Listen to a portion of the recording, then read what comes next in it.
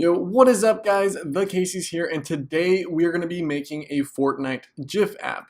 This app will basically have a Fortnite GIF and you tap different buttons and the buttons will change the GIF. It's a really simple app, but if you're starting to learn how to program, it's a really fun app and will get you right into the flow of making apps. Okay. If you don't have Android Studio installed yet, head over to the internet and download Android Studio. And once you all have installed that, let's create a new project. We're going to do an empty activity. Let's call this Fortnite GIF. You can name it whatever you want. Actually, I already have one name, Fortnite GIF.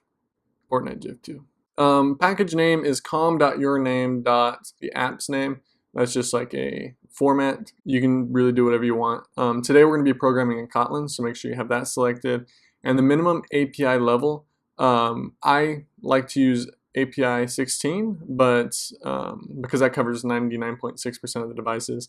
But if you want to do something else, click the help me choose. It will show you the different percents of users. So I definitely would not suggest using Oreo unless your app is specific to the APIs in 8.1. Okay, so we're going to use 16. Just click finish. So once the project has loaded and you're in Android Studio, we need to open up the Fortnite GIF folder and head down to our build.gradle file. And in here, we need to change the J center to Maven Central. Once you've done that, hold off on resyncing the Gradle unless you really want to, and head to our apps build.gradle file. And we need to import these two projects. Glide has a really good library for images and processing that information. So I personally am going to be using Glide. You can use any image loading framework that you would like. This is where I got the dependencies. You just copy these and paste them inside of your app's build.gradle file. If you do enjoy this project, head up here and give it a star, and that will help them out. But let's head back to our main activity. Once you have those two things done, you can exit out of them and sync the Gradle project. It will import the external libraries into there. Let's head to our activities main XML and head over to the text. I have gone ahead and edited this XML file. If you have any questions about XML, it doesn't make sense, please drop a comment below. But basically, I'm using a linear layout, and we can hop over here to the design. There's a linear layout that contains the image, which is up here on the top, and then the buttons, which are at the bottom. And inside of those buttons, the bottom linear layout, we have two more linear layouts that are horizontal instead of vertical. And I put two buttons in there in that linear layout, and in the second one, I put in two more buttons.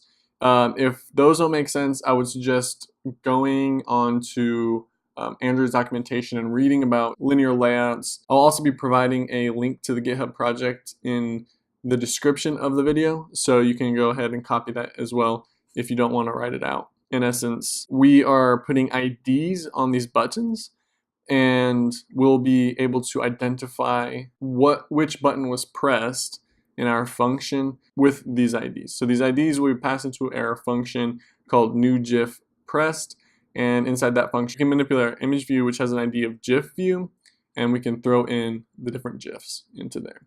So let's head over to our main activity and let's add our function so that once we click on the button, we can pass in the button that was being clicked on and check for its ID. I named this function new GIF pressed. You can name it whatever you would like, but just make sure that this name is the same that is on the on-click parameter of your button, because anytime that this button is clicked, it's going to be calling this new GIF pressed function, okay?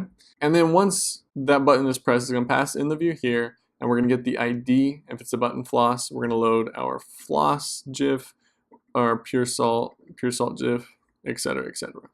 And then if there's none, you can do a little default GIF of any type that you would like there. Also, I did get all of these resources from these links right here. I can provide those in the description as well if you guys would like to copy that.